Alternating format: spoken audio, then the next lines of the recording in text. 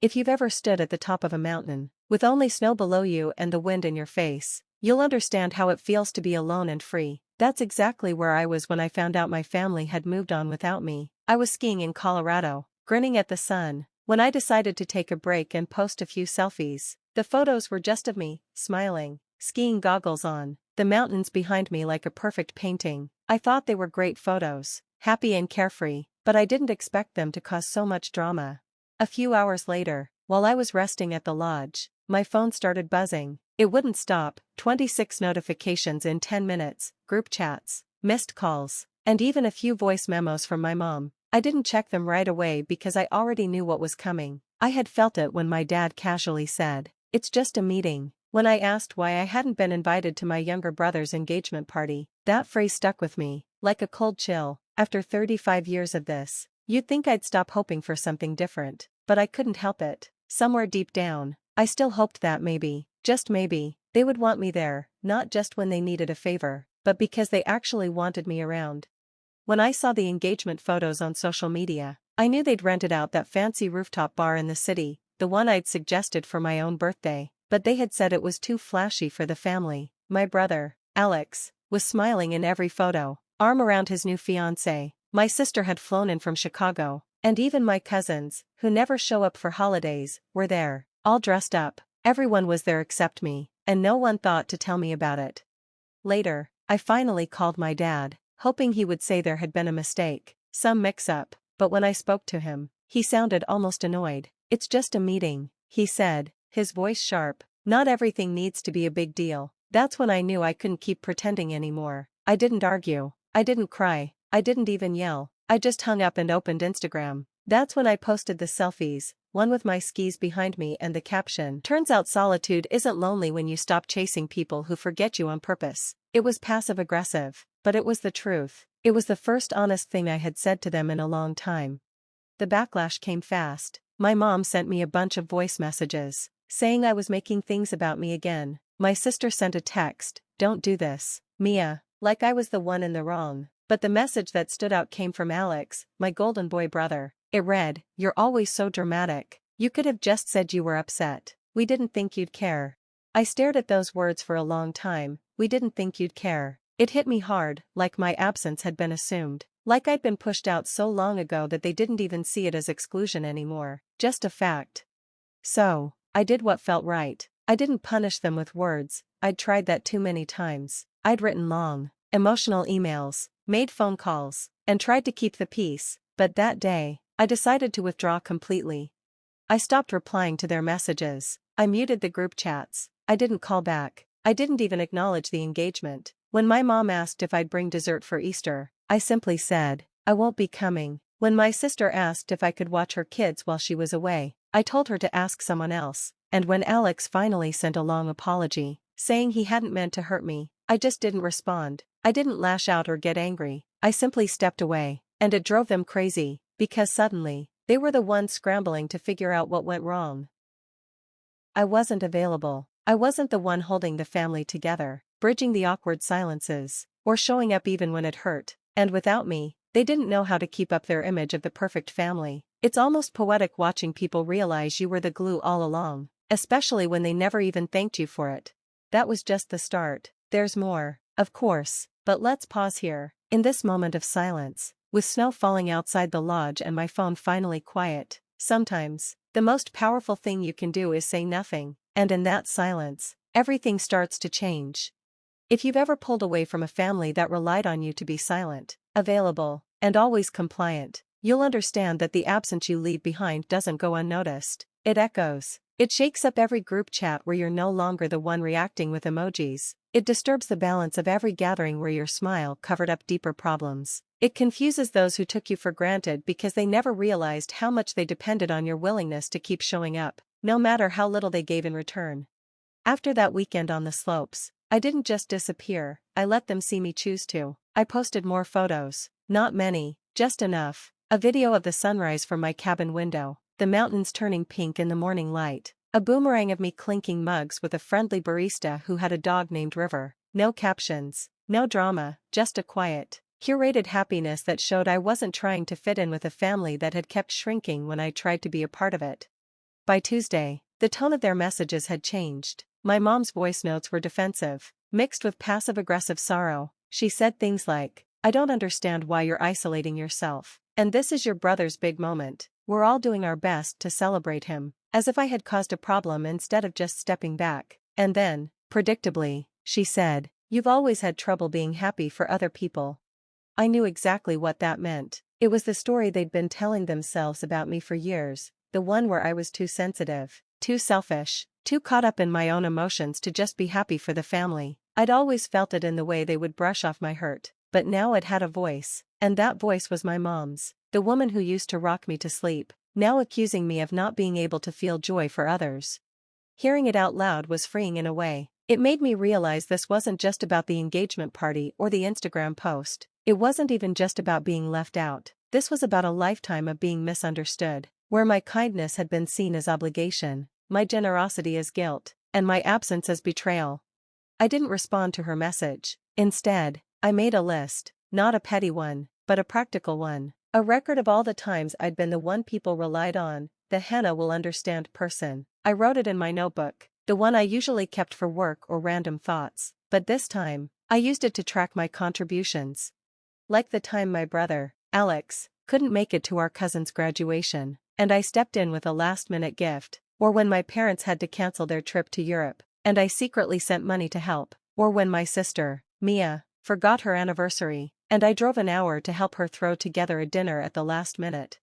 I had never asked for recognition. I had always swallowed my hurt when they forgot my birthday or didn't show up to my events. I thought if I kept showing up, they would see me, the real me, the one who loves deeply and believes in second chances.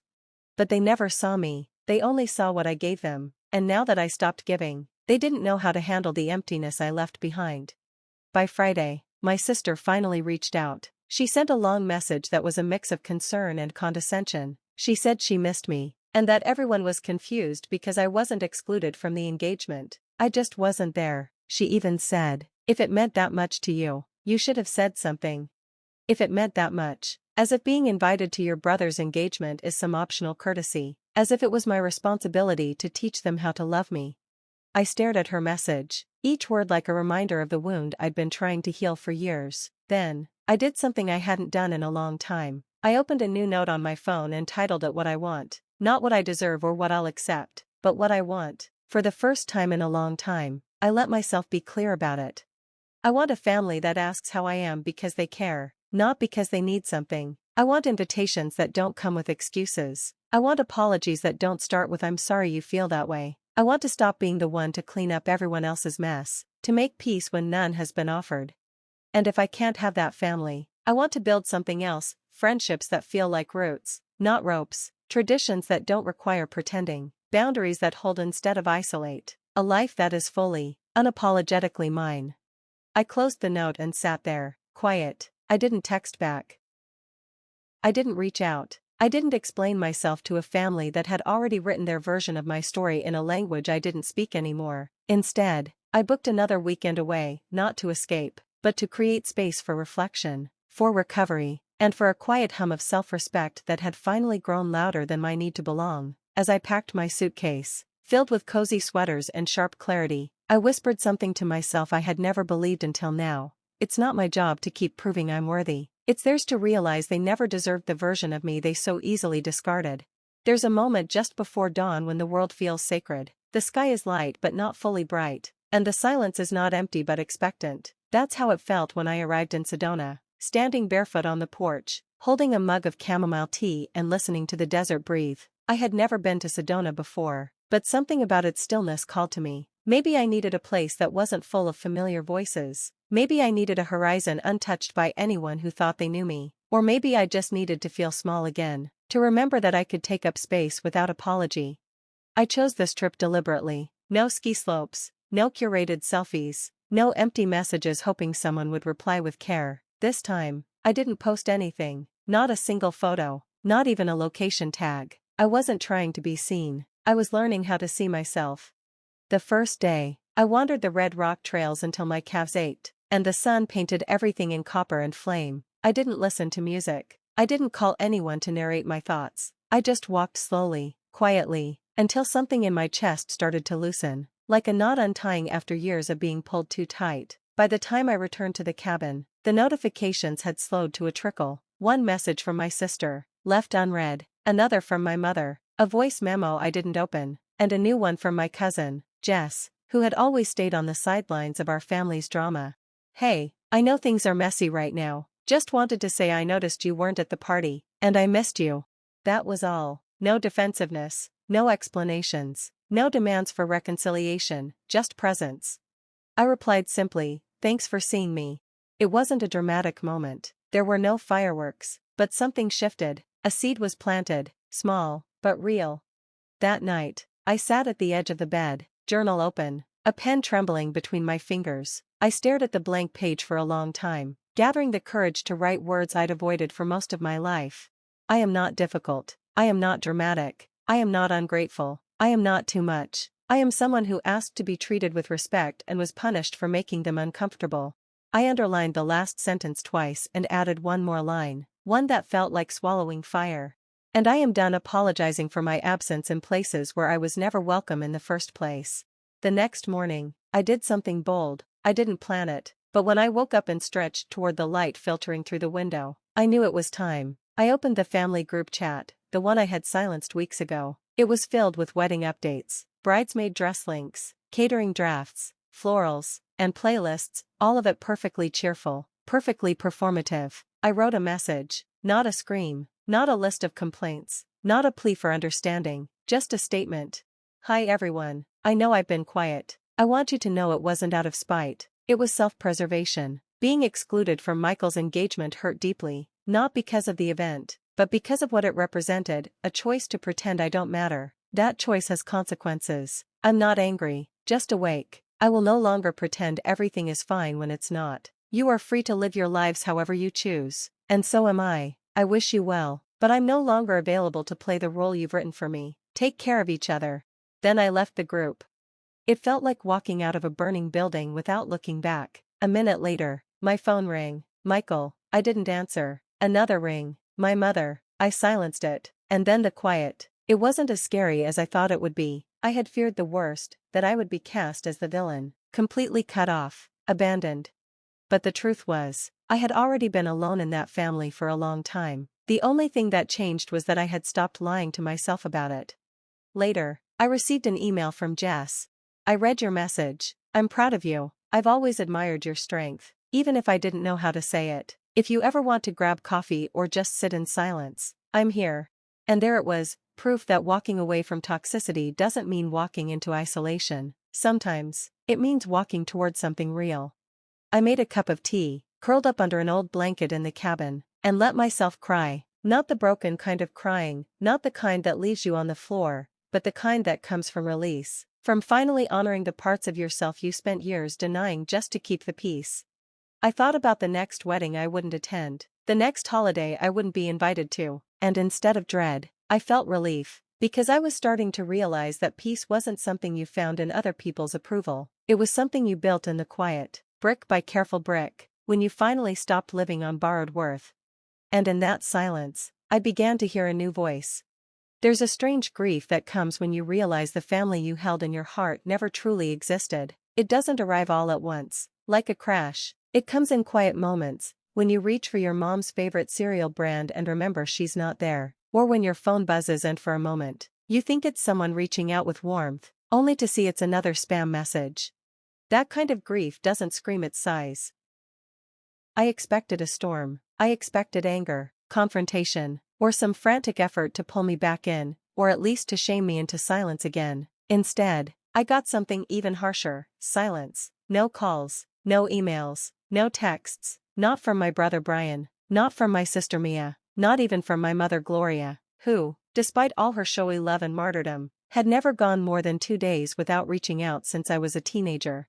That silence wasn't accidental, it was deliberate. It was as if they were saying, "Fine, if you won't play your role, then we'll just erase you from our story." And the worst part? For a few days, I even wondered if I'd overreacted. It's humiliating to admit, but I did. I found myself scrolling through old group photos from holidays, remembering how I used to cook, decorate, clean up afterward, smile in every picture while holding someone's kid, and then drive home alone. I recalled writing cards for birthdays, noticing when someone was having a tough week and sending them their favorite treats or even dropping off a small gift, even when I was struggling myself. I kept asking the same question: what did I do wrong? I was raised to believe that keeping the peace meant always being agreeable, dependable, and low maintenance, even if it meant swallowing my own pain. But something had changed in me. Instead of spiraling, I did something I never used to allow myself. I called a friend. Her name is Tasha. The kind of friend who doesn't just listen, she really sees you. She remembers details about your life that others overlook, asks about your dreams, and gently holds you accountable. When I told her everything, I expected the usual responses about family, that they're still your family, that maybe they just didn't realize, or that I'd regret this later. Instead, Tasha paused, took a deep breath, and said, "Sierra, you've been holding up a house built on your own back. Now that you've finally set it down, they're upset that the roof fell in." And just like that, a little of the guilt lifted. The next day, I revisited the list I had written in Sedona, the one titled What I Want. I added more. I want conversations where I don't have to filter my feelings to make them acceptable. I want to be missed for who I am, not just for what I do. I want to know that if I fall, someone will catch me, not just tell me to land quietly. Almost without thinking, I opened my email and typed something I'd held inside for years, not to my family, but to myself. It was an invitation to start a new tradition, one where I stopped showing up for places where I wasn't valued and began creating spaces that reflected who I was becoming. The first step was canceling the automatic transfers I'd set up to help cover my parents' property taxes. That money, never once thanked or even acknowledged, had been silently draining my account for years. I'd justified it as a daughter's duty, but now it felt like a tax on my silence. No more. I also donated to a local shelter I admired. It wasn't a grand gesture, it just felt right. I was shifting the energy I once spent on those who saw me as a convenience to supporting those who truly needed it. Later that week, I received a voicemail from my dad. His tone was clipped and formal. "Hi, Sierra, I don't know what's going on, but your mother is really upset. Brian asked if you plan to attend the rehearsal dinner since it's family only. I said I'd check with you. You don't have to make a big deal out of it, just let us know." That dismissive tone hit me again, wrapping my feelings in a neat package of "you're just an inconvenience we need to manage." I deleted his message without replying. I wasn't being difficult, I was finally being clear. I had no intention of going back to a place that still didn't understand me. In the quiet that followed, I realized something else. I'd been waiting for closure from people who didn't believe they'd done anything wrong. But closure wasn't a gift they could give me, it was a choice I had to make for myself. There's a unique kind of peace that settles in your chest when you finally accept that your worth isn't up for negotiation. It doesn't announce itself with fanfare or grand declarations. It comes quietly, like sunlight streaming through a curtain, bathing everything in soft, golden clarity. That's exactly how it felt the morning of Brian's wedding rehearsal dinner, the one I wasn't invited to and had no desire to crash. Instead of fretting over what to wear or where I might sit, I made myself a cup of lemon ginger tea and went to the sunroom of my apartment, the one I decorated just for me. No one else's taste mattered here, just warmth, vibrancy, and joy, a little corner of my world that was entirely my own. I sat cross-legged on my floor cushions, opened my laptop, and finished a project I'd been working on quietly for months. It was a website for women who had been told they were too much for being assertive or too sensitive for needing kindness. It was for women like me, daughters who held their families together with invisible thread, only to be blamed when that thread finally snapped. I had built it slowly, pouring into it the same devotion I once reserved for people who only reached out when something broke. Now, instead of mending a broken family, I was creating something that couldn't be dismissed or erased. And the best part? It belonged entirely to me. Around noon, my cousin Jasmine called. I half expected her to be swept up in the chaos of the rehearsal, too busy to notice my absence now that it felt final, but she was calling, and I answered, not out of obligation, but because her voice was a gentle reminder that I was seen. "Just wanted to say that your absence is loud," she said, skipping the small talk. "It's louder than you think. Everyone keeps looking for you in the quiet, like they expected you to pop in at the last minute to fix things." I laughed softly, without bitterness. I had once been the fixer, the one who smoothed over every rough edge. After a pause, Jasmine continued in a softer tone, "I think you really scared them, Sierra. You took your power back, and they don't know what to do without it." Leaving the group chat was like pulling the thread that held their illusion together. Tears pricked at my eyes, not from sadness, but from finally being seen without having to change for anyone. "Thank you," I whispered, "not for asking me to come back, but for understanding why I couldn't." "You are the peace," she replied quietly, "they just never realized it." We talked a bit more about her new job, a podcast she was into, and even her new herbal tea experiments. When we said goodbye, there was no guilt or unfinished business, just genuine care. That evening, while the rest of my family toasted, rehearsed speeches, and fussed over details that didn't include me, I sat on my balcony beneath a cozy blanket. I read through journal entries from the past few weeks, letters I'd written to myself. One of them said, "You do not have to shrink to be included. You do not have to change to be celebrated. You are already whole, even if they never learn to see it." I closed my notebook and took a deep breath of the cool evening air. Around 9, my phone buzzed with a new message. It was from Brian. No apology, no extra words, just one sentence: "You could have at least pretended to care." I stared at his message, letting its weight drift around me like smoke from a fire I had already left behind. In another life, I might have replied with something careful or diplomatic, a plea for reconciliation even at the cost of my dignity, but I no longer needed that. I didn't reply. Instead, I opened a new note titled "What Comes Next?" and began listing all the things I wanted to do now that I was free from the exhausting performance of being their version of good. I want to take a solo trip to Ireland and stand on the cliffs of Moher with the wind in my hair, no one asking if I have a +1. I want to host a brunch for the friends who have become my chosen family, the people who text just to say they miss my laugh. I want to volunteer with teenagers and show them that their pain doesn't disqualify them from joy. I want to fall in love, not just with someone else, but with this new version of myself who isn't afraid of being misunderstood. The truth is, I've become the heroine of my own story, not by fighting dragons or saving kingdoms, but simply by saying enough. Enough pretending, enough explaining, enough showing up for people who never clapped when I entered a room. They might never understand why I left. They might try to rewrite the story to call me selfish, dramatic, or cold, but I know the truth now. I didn't walk away because I stopped loving them. I walked away because, for once, I finally loved myself.